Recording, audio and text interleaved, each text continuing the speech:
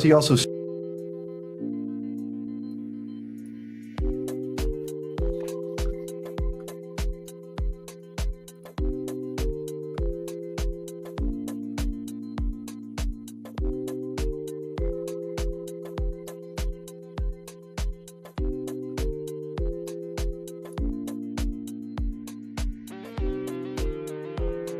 secretly runs the online platform African Stream across a wide range of social media platforms.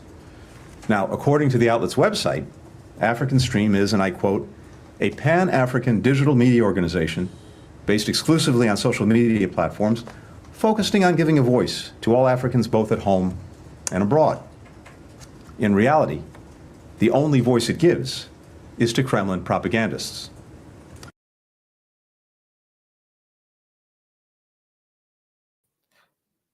All right. Welcome to Pan-African Perspectives, your weekly live stream where we dive into the real-life experiences of visiting Africa, moving to the continent, investing in African ventures, and buying land, all with the ultimate goal of advancing Africa and making sure that it's back to its rightful place on the world stage.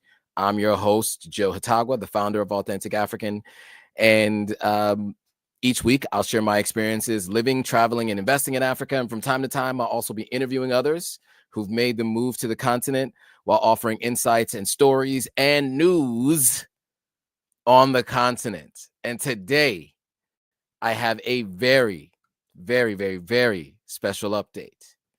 We are back, ladies and gentlemen. We are back. African Stream is finally back.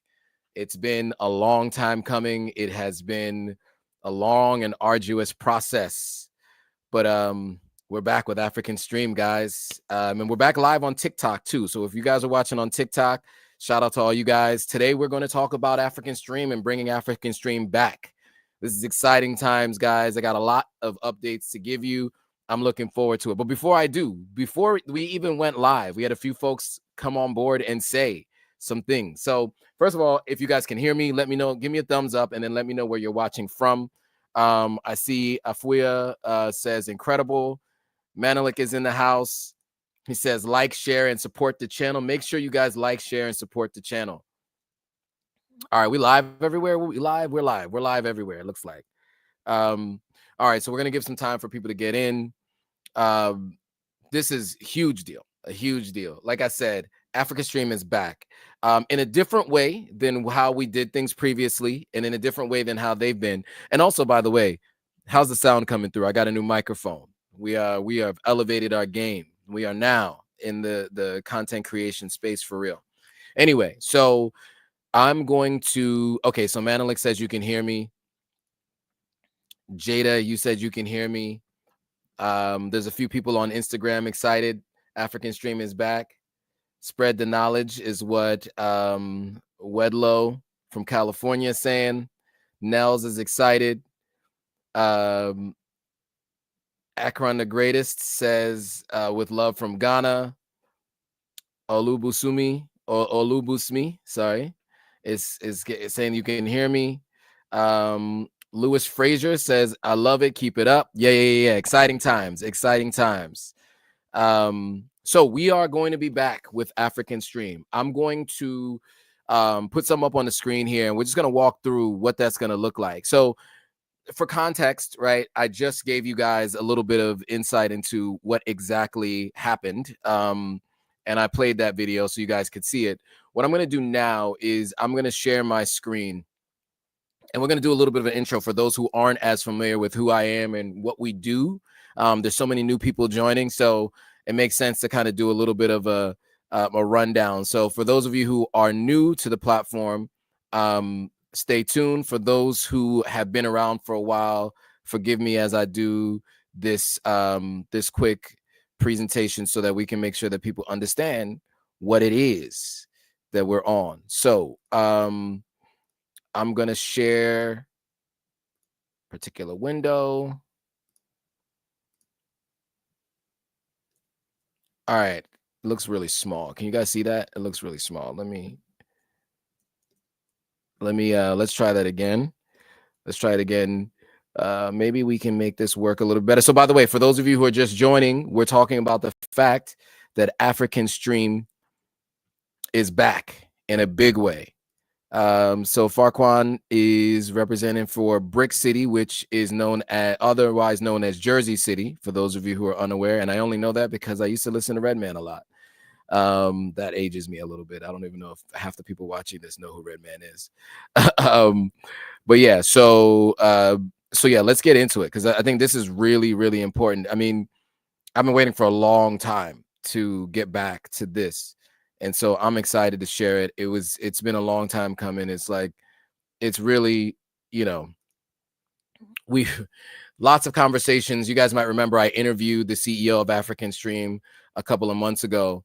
And so now we're back with African Stream, and I'm excited about it. But before we get into that, let's do some quick introductions and give some people to join in a moment here. So real quick, as I said, we're back, and not only me and we. This is going to be as of tomorrow, literally tomorrow, March 25th, 2025.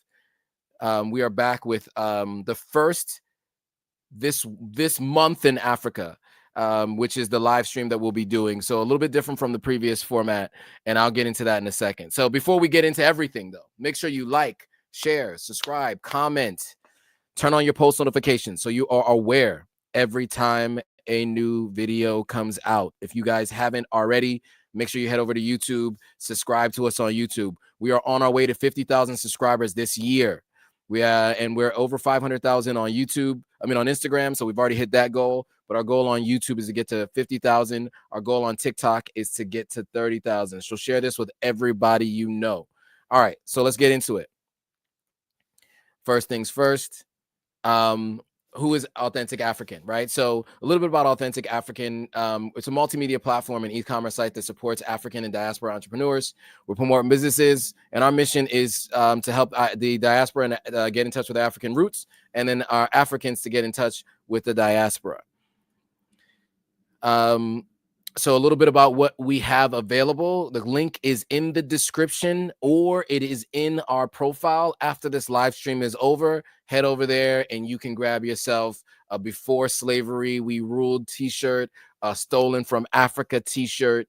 There's a couple available Make Africa Great Again shirts, hats, and then also Authentic African snapbacks and trucker hats. We also have stickers and stuff available too. So the merch is up and live. If you guys are interested, you guys can go check it out. These are the brands that came from posts that people really found useful and interesting, and so we turned them into t-shirts, and they're available for purchase today. So just click on the link in the description below, or head to the profile. These are the services I offer. I do content for folks. I do talent. I can be a keynote speaker, panel host, a number of different things, and I can do social media takeover and live content for people when it is time. Now let's talk about African Stream. So as you saw in that video, Anthony Blinken basically made the statement unfounded. He's the former Secretary of State under Joe Biden on the previous administration. He made an unfounded statement that smeared African Stream, saying that they were funded by Russian Times, a former Russian, or I guess a Russian outlet, unfounded claims. And also, even if they were funded by Russian Times, it doesn't really matter, because it wasn't as if they were doing anything that was Russian propaganda. I mean, their entire platform was to promote Pan-Africanism in Africa. And in some cases, they would talk about deals that Africans were doing with other countries. But I think it was just right at the time of an election, and there was some fear that these kinds of posts and this kind of content was going to have a negative impact on Kamala Harris's campaign. Keep in mind that African Stream generally are leftist, meaning technically they're more on the side of socialism, etc., which is technically a leftist kind of platform, which is the most closely associated with the Democratic Party in the United States. Not necessarily saying that they would support the Democratic Party of the United States. They support Pan-Africanism in its entirety, and that's their main focus. But I'm just saying, in terms of policies that closely align, they tend to align more with folks that are like Pan-Africanists in the way that African Stream is. And so that was what was so shocking about this shutdown. And so we're back. We're going to deliver unfiltered news with no Western filters. So you're going to join us as we're going to revive this month in Africa. So it's bigger, bolder, and unfiltered. So tomorrow's live stream is about Congo Crisis and the AES update. So the stories they don't want you to hear is what we're going to continue to be talking about on this platform with African Stream. So I'm really looking forward to that. So real quick, a couple of things. Kenyatta says it looked good. Good. I'm happy to hear that. Jada Faith says, I can't get enough of your content, Joe. I stumbled on your platform and I've since been shouting your name from the rooftop. I'm telling everybody I know about you. I appreciate that. I really appreciate that. Farquan is watching from Newark, New Jersey. All right, another brick city person. So this is a big deal, right? African Stream at its peak, after just being online for 2 years, had over 3 million followers across all platforms. Instagram, they were over 1 million. YouTube, they were like over 500,000, and it was growing. And so I reached out so that we could talk about doing a weekly live stream to talk about the news on the continent of Africa, right? There was a lot of great content they were putting out, but what was difficult is to synthesize that into one weekly live stream. And so that's what I reached out to do. They agreed to do it, and that's what we were doing. Unfortunately, Anthony Blinken, as you can see on the screen, for those of you watching on YouTube and some of the other platforms, he made that statement, and immediately following that, Google removed all of their access, meaning remove access to Google Drive, remove access to their emails, remove access to YouTube, and then Meta removed them from Facebook and from Instagram, right? So those two organizations single-handedly wiped out like 90% of where you could find African Stream's content.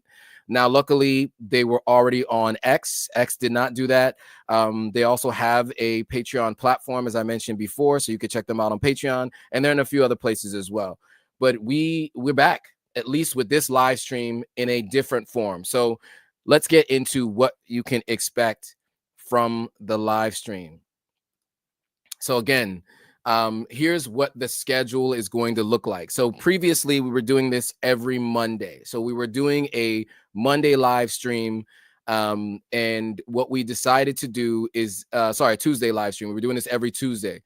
Instead of doing this every Tuesday based on bandwidth and the restrictions on parameters based on, they've reduced a lot of their output in certain ways, and then they've increased in other areas. And so because African Stream is very busy right now, we're going to do a monthly live stream. So the last Monday of every month, you want to save the date. So that's why we're going to go live. Sorry, the last Monday of every month. It should be the last Tuesday of every month. Sorry, guys. It's the last Tuesday of every month. For whatever reason, this made a mistake on this, but it's March 25th. Tomorrow is a Tuesday, so it's the last Tuesday of every month. You want to mark your calendars, because tomorrow the 25th, April 29th, May 27th, June 24th, the 29th of July, August 25th, September 29th, August 28th, November 25th, and then December 23rd, which isn't the last Tuesday of December, but the following Tuesday is New Year's Eve. And we didn't want to go live on New Year's Eve because I don't know where I'm going to be, likely in Ghana, out somewhere. So I'm probably not going to be able to go live at that point in time. So we're going to do it the week earlier, where I'm going to be able to be sitting in a place like this and be able to go live for you guys. So you want to make sure you set your reminders and you stay tuned, because we will be going live every single Tuesday to talk about the news of the day on the continent of Africa. I'm really excited about this. You have no idea how much coordination had to happen behind the scenes to be able to get here, but we're here. All right, so a couple people had some things to say. Wa Mutumbo said, Mutumbo from DRC, but in ATL for now. Never heard of your platform until now. Thanks to Instagram. Will give you my opinion probably after tomorrow's session. Well, appreciate that. Thank you for that. All right, cool. So what do we have? Oh, sorry. We didn't mean to do that. Okay. So anybody from Instagram have any thoughts? We can hear you loud and clear from Instagram. Anybody else from Instagram? Sorry, like I'm set up on a whole bunch of different screens. So I have 3 screens over here, and then I have TikTok going on over here. So this is a big announcement. So we wanted to make it across all platforms. So you guys are gonna have to bear with me if you see me looking at different screens at different times. It's just because I am running a operation across 4 screens right now. So it's really difficult to make sure that I give everybody eye contact. All right, cool. So let's get back into, that was the schedule. Now let's talk about the format, right? So it is going to be a little different than what we were doing before. Previously, because there was so much news every single week that they were putting out on Instagram and on YouTube, we were picking out different individual news stories, like sub news stories. And so what we've decided to do now is, instead of going wide, we're going deep, meaning we will take a particular topic and do a deep dive into that topic. But first, let me kind of walk you through what the format will look like. So first of all, we're going to start with the host introductions, right? So I'll do an introduction. I'll introduce Inem will introduce herself, and then whatever special guests we'll have, we'll introduce them. Tomorrow we do have a special guest who is from the DRC, who has a substantial following and knows a lot about what is going on there. So she's going to be able to join us tomorrow. Not only will we have a verifiable journalist in Inem Richardson, but we will also have someone who's on the ground from the DRC to talk about what is happening in the DRC. That is why what African Stream does and why it's so important, right? Because they don't just report on what they hear, they have individual independent reporting. And so we'll be able to bring that to you guys every month for the previous month. So everything you might have missed, you can just tune in and you will get the updates on what happened that month. So we'll deep dive, like I said, into a main topic. So tomorrow we're talking about the Congo Crisis. So we're going to give some context.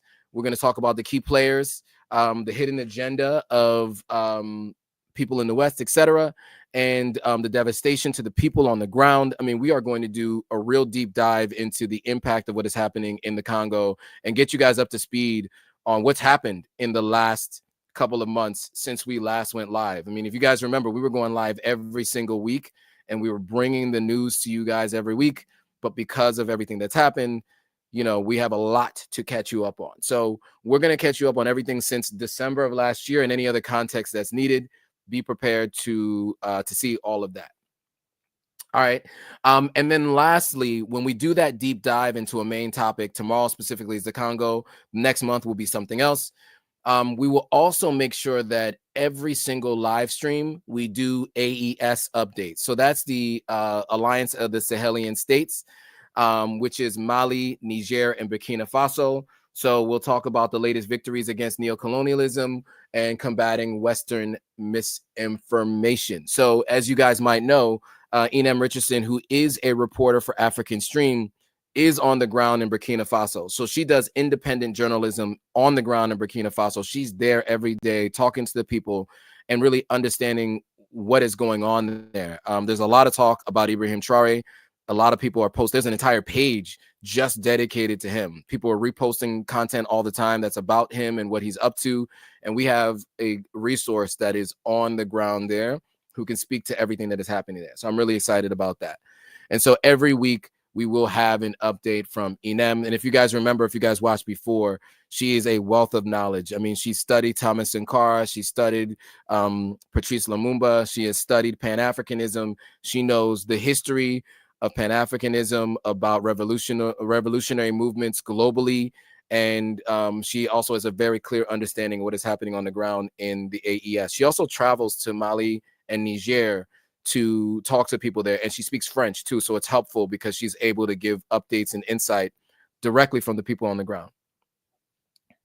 So Afuya says, what a moment. The voice of the people. Exactly. We're back. Afuya says, one black nation is on the rise. I feel you on that. Yes, for sure.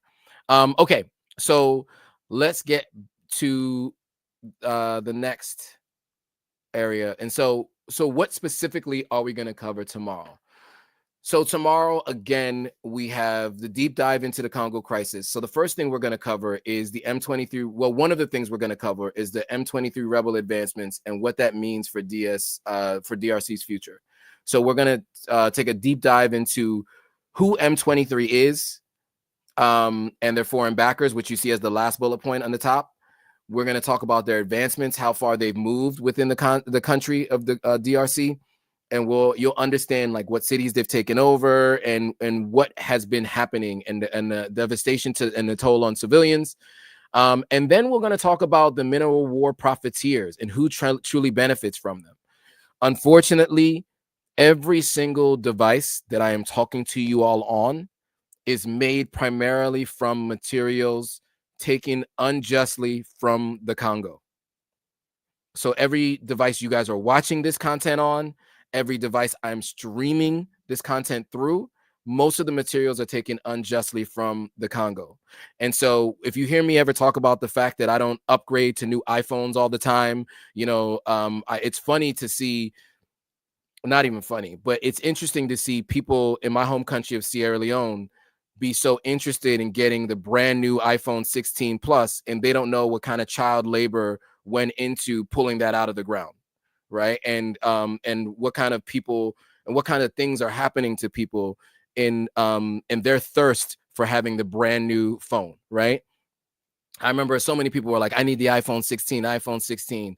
And it, people want to show off these devices, but they really don't even know the impact that is happening to people on the ground in order for them to be able to pay $1,300 plus for a device where all the minerals already came from Africa. They are stealing our minerals and reselling us devices at markups that are exorbitant. It costs less than $10 to make an iPhone, but people are paying $1,600 for an iPhone. And so that's what we're going to talk about when we're talking about the Congo crisis. I'm very passionate about this, and it's very important because I think it's important for people to know what by engaging in that type of commerce, you're perpetuating the issue that is happening in the Congo. So shout out to Martin Sixto is here in the building. And so separately from that, there's also the AES updates. So again, this is going to be really important because as somebody who's a child of the continent, obviously adopted by the continent, I should say, because I was born and raised in the United States, but I do go back to Sierra Leone often. I'll be back there very shortly. And when I'm there, there's always talk. And whether I'm in Ghana, I'm in Sierra Leone, or wherever I am, there's always talk about the leadership on the continent of Africa and how leadership can be better. And what we found is with these three countries, this now confederation of the AES, which now has its own flag, they have their own group. They have now begun to start to work on collective bargaining and making some adjustments and changes to ensure that they have better deals and trade deals with international partners, even removing themselves from Francophone, a number of different things that they're doing. All of these things, we hope that gets mimicked by other African leaders. And so we're going to be covering the AES in every single call, every single live stream, because we think it's really important to highlight what Ibrahim Traoré is doing and the other two presidents of the Sahelian states. And so we will keep that conversation going. I mean, obviously, we're looking to them to kind of help us get to a place where we eventually have a United States of Africa. It's going to be very difficult to get there. But when people ask me, are we ever going to get there? Are we ever going to realize the goal of Pan-Africanism? I almost always say, if we ever get there, it's through people following the lead of the AES. So anyway, one of the things we're going to be doing is combating misinformation about Burkina Faso, Niger, and Mali. There are a lot of pages doing a lot of AI videos, and a lot of them mean well, but there are things that they're miscommunicating. there is incorrect knowledge and understanding of what's actually happening on the ground. And so we want to ensure that we utilize people on the ground to speak to what's happening there. Burkina Faso did a nationalization of some land, so we're going to talk about that. Mali had a taxation overhaul of foreign companies, specifically in Canada. And then Niger's bold move to nationalize uranium mining. So we're going to talk about all of those things tomorrow. Now, there's a couple of questions and comments, so I want to get to those in a second. Let's start with this one. So GRNS says, supports the AES 100%. Nice. Let's see if there's any other questions, comments, and thoughts on IG. What do we have here? Just a bunch of people joining and excited to see what we are talking about. No comments. It's a lot of people joining in and out. I'm scrolling through here. It's a lot. Okay. So, oh, wow. Didn't mean to do that. So let's get back to this. All right. So Farquan says it's a matter of when we unite. It's slowly happening. Right. That's true. That's true. It's a matter of when we unite. Okay. So Afuya says, my question for tomorrow is Russia a friend of Africa?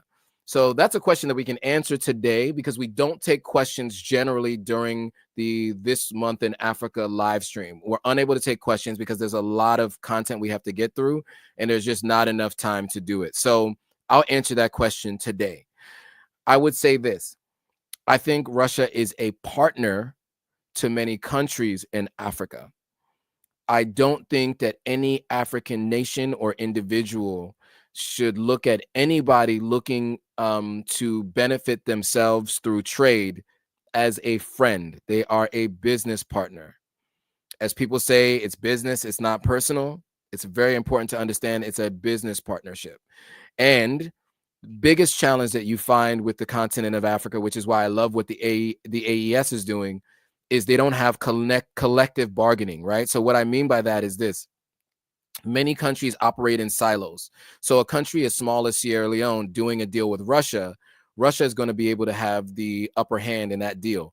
Or doing a deal with the United States is going to have the upper hand in that deal.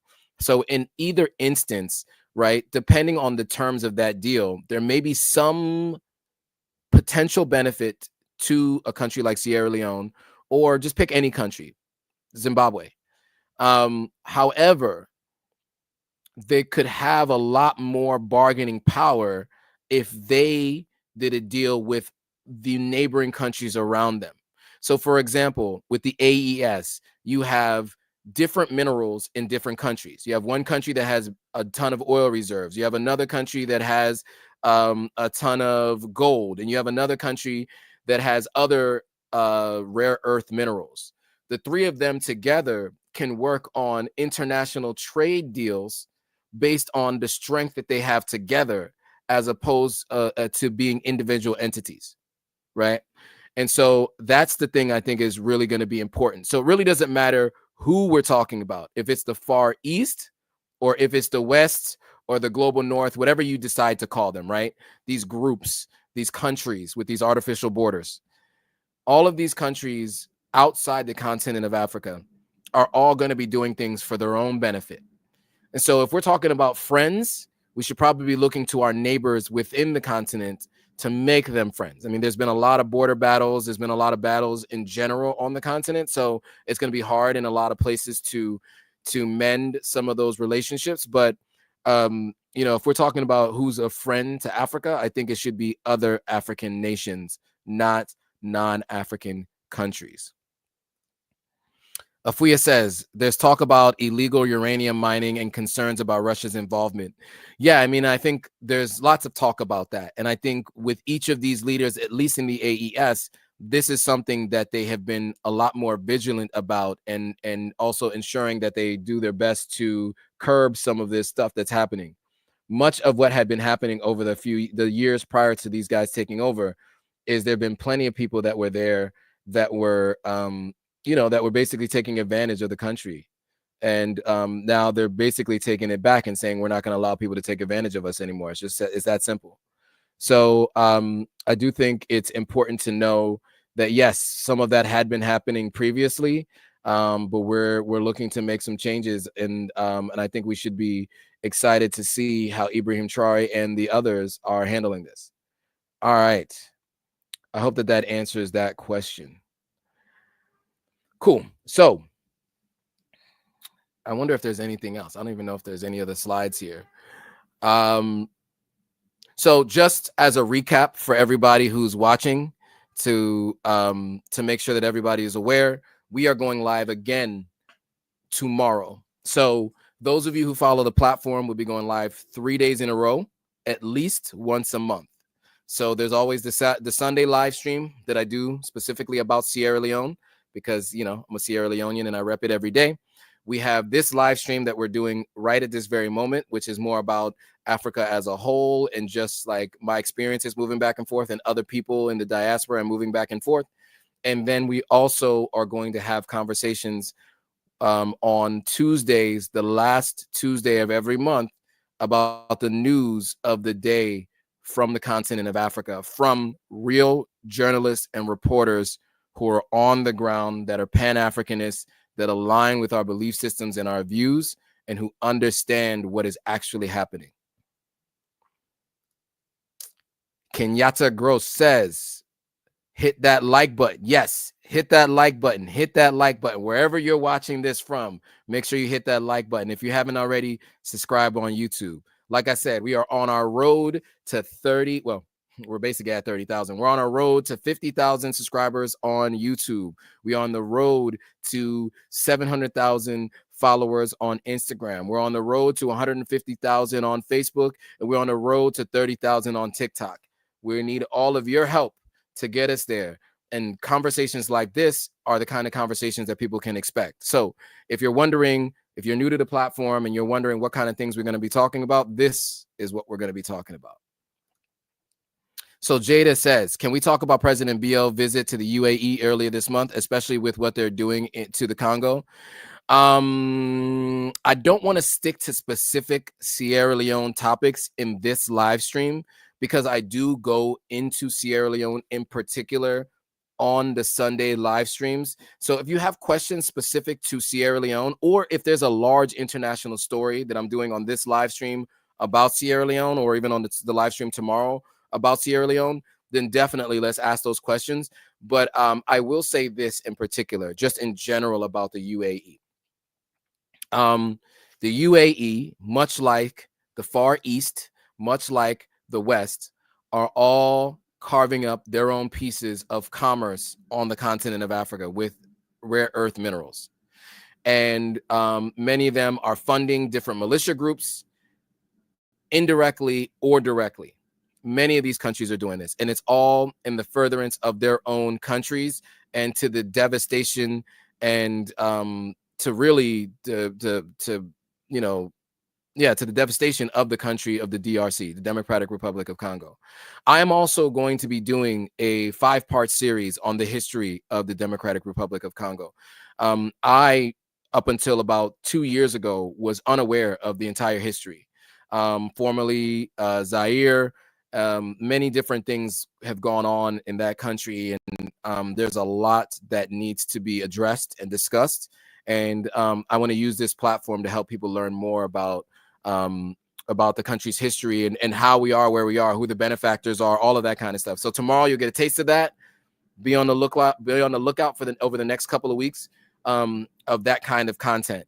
So separately from the content that I've told you I'm going to be doing around, you know, touring apartments and houses around the continent of Africa, you know, talking about investments, talking to business owners on the continent of Africa, and traveling to different places. You know, my goal through my experiences is to show what it looks like so that other people will make a decision to do the same, right? So for those of you who are thinking about traveling to Africa, those of you who are thinking about investing or moving, those are the things that I'm going to be sharing on my platform. On this particular live stream, generally on this Monday live stream, on the Sunday live stream, we're going to talk specifically about Sierra Leone and people from Sierra Leone in the diaspora. So yesterday we interviewed someone who, a Sierra Leonean named Aisha Kamara, who actually is helping people get $150,000 jobs, $150,000 per year jobs through IT and tech without having any technical experience. Her students have made as much as $200,000 immediately following working with her, and some people have taken a little longer. She's talked about how, you know, some people it takes a little longer to get the job of their dreams, but when they go through her boot camp, they have tremendous results. And so I thought that was a really interesting story, especially in a time like this where there's underemployment and unemployment throughout all of the United States. I thought it would be good to have someone who is of Sierra Leonean descent talk about her business that's helping people get jobs, specifically Sierra Leoneans who are living in the diaspora, who need jobs, who may not have higher level education. They can take her boot camp and get you to a place that can get you paid. And so, so if you guys haven't seen that already, go back and watch yesterday's live stream. We also have been going live with a ton of other content. I'm doing a lot of real estate stuff, interviewing people. This week, I think we have a tour of Dre Taylor's 105 condos plus houses that he's doing. Those condos are starting at $50,000 total. And so people who are looking to invest in real estate on the continent of Africa, specifically in Ghana, he's building an entire community in the Buri Mountains in Ghana. So I just recently was in Ghana. I did an interview with him, and that interview was out last week. This week, we're going to get the tour of the property, so you guys get a chance to see what he's up to and what he's building. And then you also are going to get a tour of the apartments I've been looking at. So as I mentioned, I was in Ghana recently, and I looked at a bunch of apartments. And before I left Ghana, before that, I also looked at a bunch of apartments. So, and next, we're going to be doing a bunch of different interviews with Sierra Leoneans on the platform as well, just because I spend a lot of time there. And so those are not going to be in these live streams. Those are going to be in vlogs and pre-recorded interviews. So you'll expect to see one of our biggest artists who performed at the BET Hip Hop Awards and did a BET Hip Hop Awards cypher, Drizzlick. We're gonna get an interview with him. Another person by the name of Shadowboxer, who's one of our like OGs, Sierra Leonean musicians. We're gonna have a tour of a shared office space for those people who go to Sierra Leone, who need good Wi-Fi, who want air conditioning, who want an office space that they can utilize with conference rooms. We have one of those available, and we're gonna, we're gonna tour that place and do an interview with the woman who co-owns it. So these are all the things that you can expect to see from the platform. Okay, question. Afuya says, I'm particularly interested in the devastation in Sudan with the Janjaweed militias. Don't know who's the good guys and the bad, and how to help our people. So very interested, she said, in that topic. Well, this is one of the topics we will likely do a deep dive in. Sudan has been having a lot of news this year. So maybe for the month of April, we might do a deep dive into Sudan. And so that's how it'll be, right? We choose a particular country or a topic. We do a deep dive into it. We talk about all of the different angles that you need to understand and to know. For example, in the Congo, right? We're going to talk about the M23 rebels, but there's a lot of conversation about who is funding the M23 rebels, right? The United Nations themselves have put out a report saying that Rwanda is funding the M23 rebels. So many people might be watching this and saying, but I thought Rwanda was the good guys, right? They've had a civil war and they've turned their country around. Well, it seems as though those that were subjugated during the Rwandan genocide that happened in the 90s, many of them fled to the Congo, and a number of them, along with other Congolese, have now come together to form what they're calling the M23 rebel group. And these are the people who are funded, according to the United Nations, by Rwanda.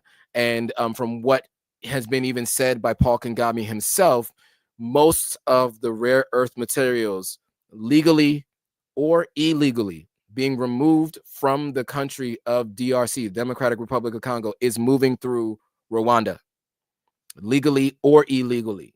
And so he himself has said that, right? So there's no denying that from the mouth of the person who is the leader of the DRC, of Rwanda, since 99, if I'm not mistaken, or at least since the year 2000, since I was in high school. And I got grays in my beard, so it was a while ago since I was in high school.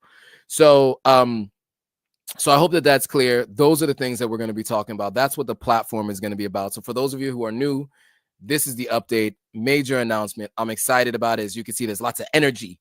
I didn't sleep much last night because I was working on some things, and today I had to call to finalize the details of tomorrow's live stream. So I am going to be doing the thumbnail and the topics and everything, and putting that all in YouTube and across all the platforms, so you guys can look out for that, and you guys can actually set your notification to remind you when it's coming out. So within the next hour or so after this live stream ends, you can expect to see the link to that video so that you can be prepared to watch it tomorrow. Now, it is going to be at 10 a.m.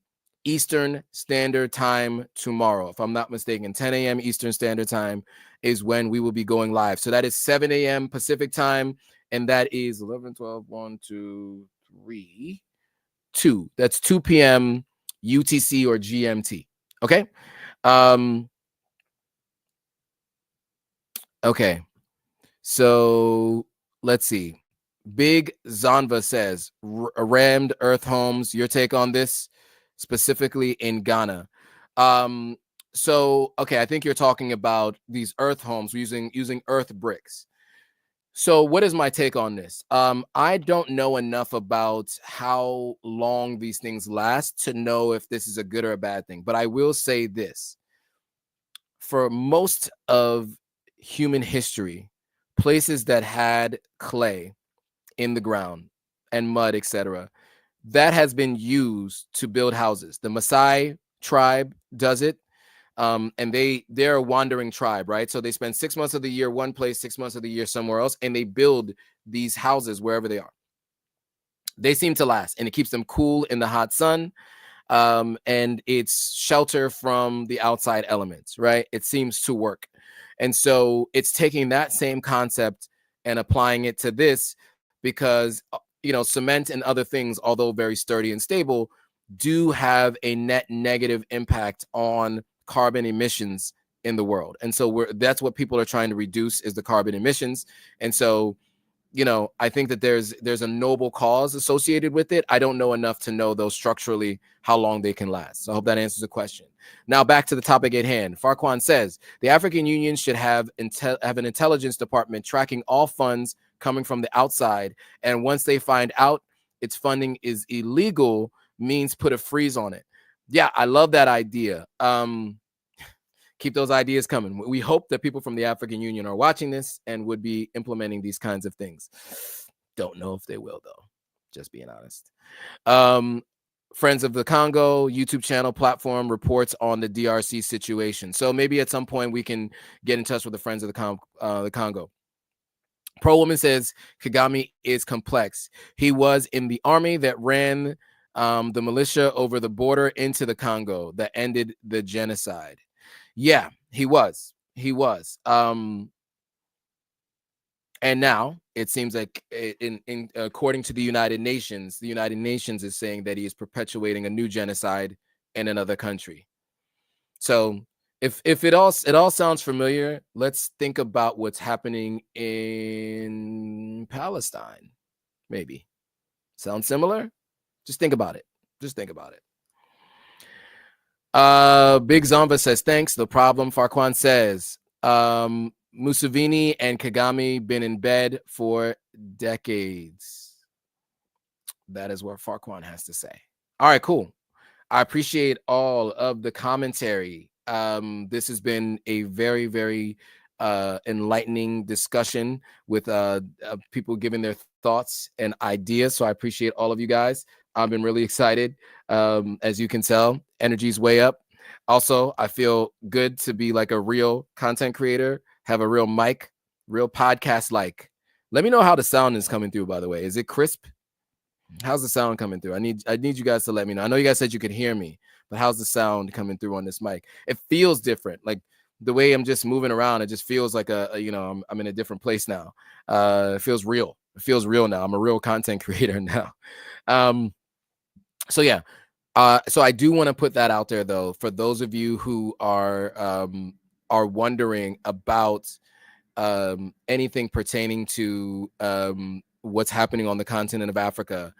these live streams on the last Tuesday of every month is going to be really detailed. Again, we can't talk about everything, right? So we're going to have to take a deep dive into one topic.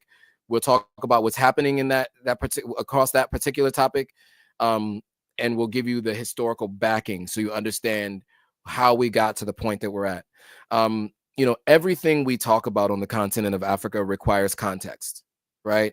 It's not enough to just say there's a bunch of fighting happening in the Congo, or there's some fighting happening in Sudan, or there were revolutions that ensured that people took over countries like Mali, Burkina Faso, and Niger, right? There's a lot of context required to help people understand how did we get to the place that we are, right? Who are the parties involved? What are the steps that happened to get us there? Where are we today? And what is the outlook moving forward, right? And that is what we are planning to do with all of what you are seeing with this platform. So that's what you can anticipate. That's what you can expect if you guys are coming to Authentic African Weekly for the live streams. All right. Woo! That was a lot, right? I need to have a sip of water. I need to hydrate.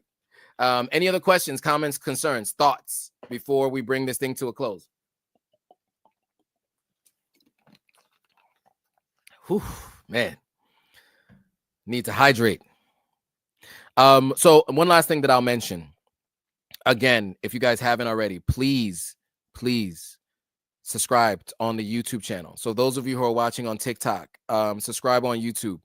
YouTube for us is probably the best way that we can get out to the most people with the most detailed information. And so, what I found is there are people of all ages watching. Excuse me. So what's interesting is, my goal was to always get people around my age interested in what's happening on the continent. But as time has gone on, the range of folks that are watching this content has been shocking, to be honest. I think almost 20% of the people who watch all of this content is over 55. And a little under 18% is under 25. And then the large majority is 25 to 55, right? That's where we're going to say about 60% of who watches are watching. But there's like a slight percentage difference though with each of these different groups. So I'm proud to say that we're servicing people across the spectrum of age, across all demographic groups, and I hope you guys are all finding this useful and helpful, because this, to be honest with you, is been the joy of my life. I really feel passionate about this, and I'm excited to be here. Our Farquan has a question about any books on the subject matter of the Congo. This is a great question, and unfortunately, I am not the right person to answer this question. But you know who is? The person who can answer this question is Inem Richardson. So Inem Richardson is, in fact, the co-owner and co-founder of Burkina Books, which is an Instagram page that focuses on the Thomas Sankara Center. And so she built a library and center for Pan-African learning based on the leader before Ibrahim Traore many moons ago, who looked a lot like Ibrahim Traore has picked up a lot of Thomas Sankara's teachings and is applying it. And it's also, Thomas Sankara was also from Burkina Faso. So not only will you find books on Burkina Faso, you'll find books from Kwame Nkrumah from his time as president, prime minister, and prior to that on Pan-Africanism. You will also find books on the Congo. So not only does she have those books at the Thomas Sankara Center, but she can also recommend books and where you can find them. And so yeah, I definitely would say tune in tomorrow, and we'll make sure to add that as part of the topics in terms of finding out more about the history and what you can read to learn more about what is happening in the DRC. All right. Any other questions from folks? I see some questions that look like they're coming in. So let me see. There we go. Good idea. Yes, Pro-Women, perfect book. And I don't know why it escaped my mind, but this is a great book. King Leopold's Ghost, good book on Congo colonialism. So King Leopold unalived more than 12 million people, right? The estimates are about 12 million people plus that King Leopold unalived through his tyrannical reign in Belgium and you know, and all over the continent of Africa, but specifically the Congo. And you guys might remember we talk a lot about the Holocaust in school, especially in the United States, and that was a horrific tragedy that that was perpetuated by the Germans and the Nazi Party, and they unalived about 6 million people, which is horrendous and horrific. And you know, we talk about that yearly, right? And constantly. What we don't talk about is, and that was, you know, Adolf Hitler who did that in Germany, Germany, Poland, Austria, you know, a bunch of different places, right, where that was being done. I think what we should also highlight is other atrocities that happened a little bit before then, but are also just as bad or even worse. And in this situation, we're talking about King Leopold. So we're talking about Hitler, Nazi Germany, 6 million or so innocent lives lost.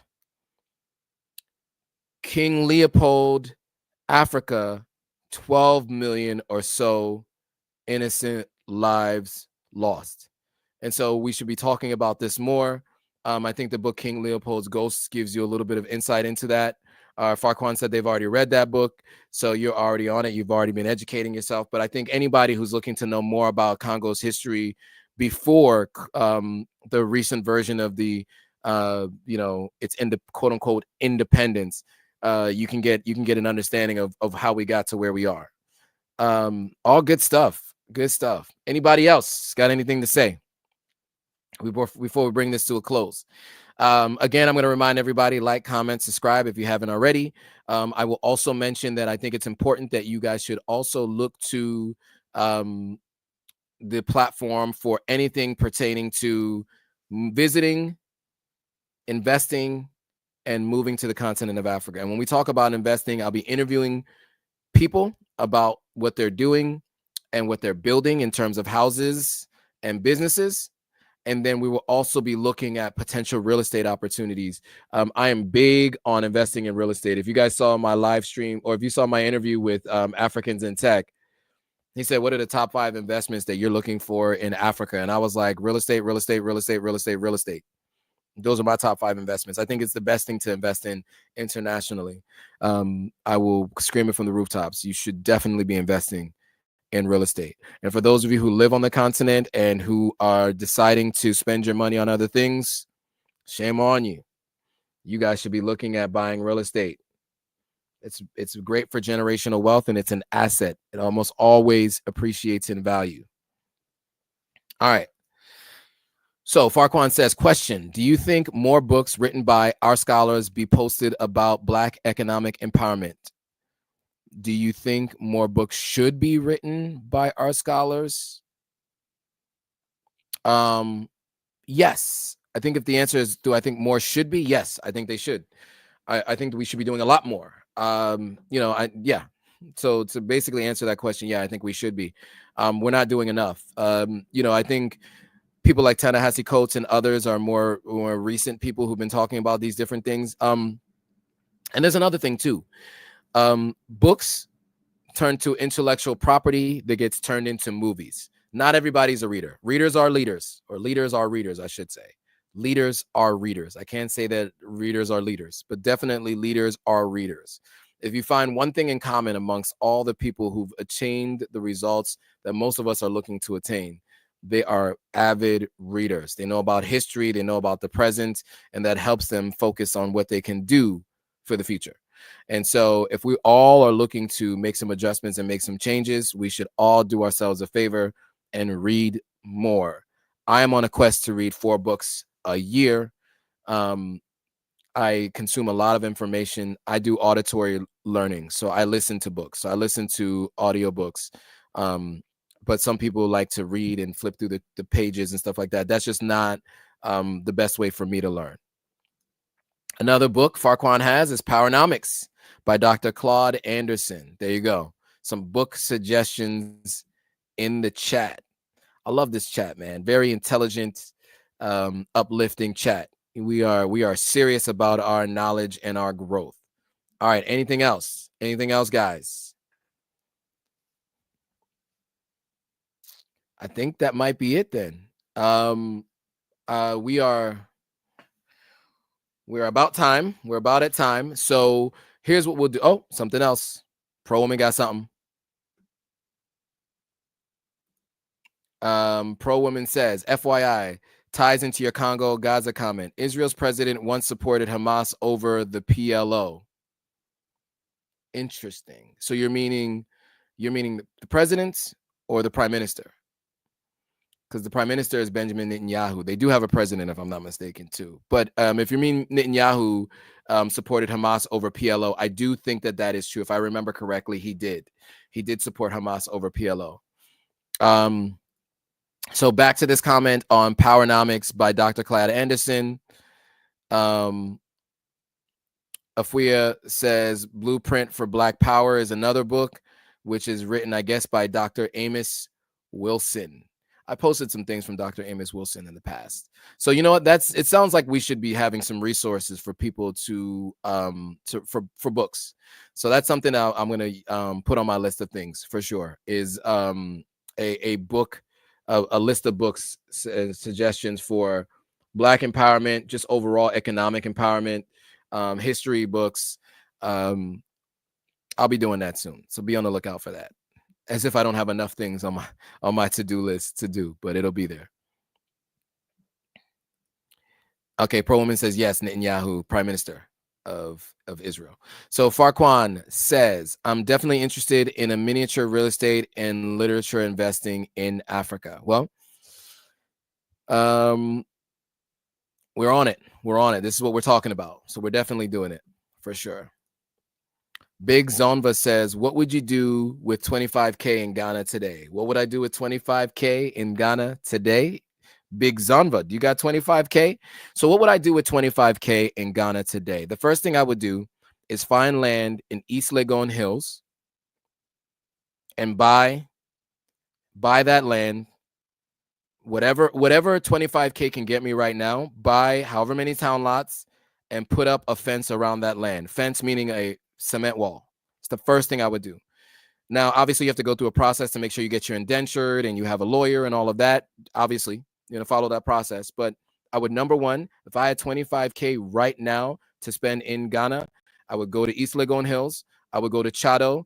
I would go to, I think those are probably the places where you can get land for those prices.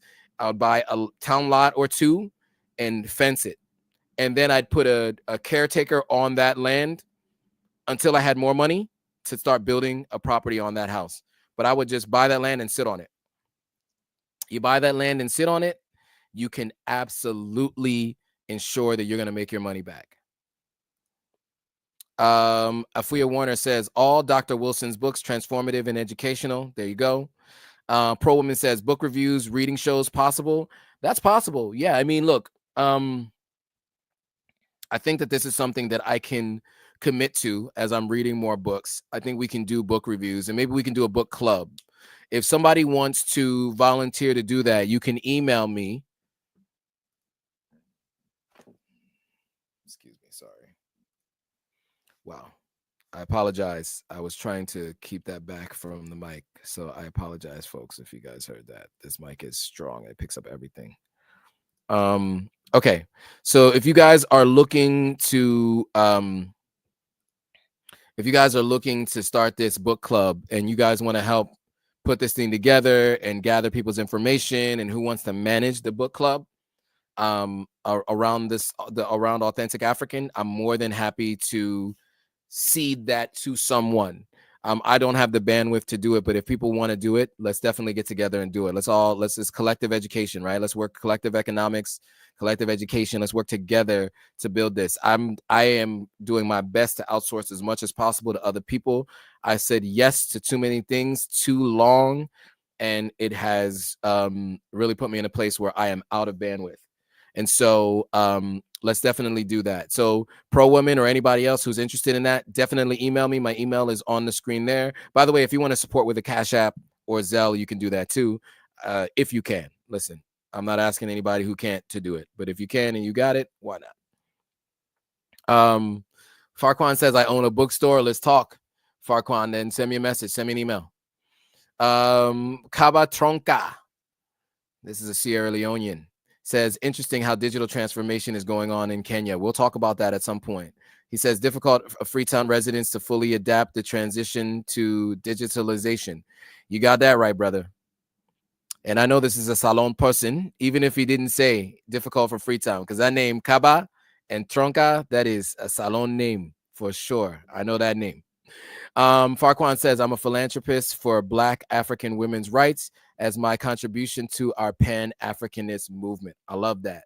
Well, I mean, I think that there's definitely some overlap here for sure. Big Zonva said they're going to email me. Nice. Farquan says, I'll volunteer for that book idea. Nice. So yeah, email me. Let's talk about it. And if there's a couple of you who are all interested together, the more the merrier. Let's get this together. We can get on a call. We can talk about it, and then we can release it here on the live stream. And it'll hold us all accountable for reading these books. I'm already trying to read a book a month, and mostly for economic empowerment. So if we're going to get into books about history and things like that, then that means I'm going to have to read more than one book in a month. And I have no problem with forcing myself to do that. I am all for that. So let's get to it. Jada says, when I look up land in Sierra Leone, it's literally saying it's hundreds of thousands. I think it depends on where you're buying, and it depends on how much you're buying. This is something that if you really are looking to buy land, I can talk you through some ideas and some thoughts. I do have a consulting service where I go through this. It can be pretty expensive depending on where you're trying to buy. Yes. I mean, I was told that a 4 or 5 town lot piece of land was bought for $150,000 in Freetown. But not everything's that expensive. For example, in 2023, I got 5 acres of land for, well, the asking price for publicly for the 5 acres of land is about $15,000 or so. And so 5 acres of land for $15,000 is much different for $100,000 plus for smaller pieces of land. So it depends on where you're buying, and it depends on what you're buying for. All right. Pro Woman says, I'd build student housing near University of Winneba in Ghana. Student housing near universities are needed. Student housing is slept on investment. That is true. That is true. Kaba says, much love from Freetown on the book stuff. Okay, good. Afuya says, whereabouts are you, Farquan? Another book, Africa 101, The Wake Up Call by Dr. Arikana Kwano. Okay.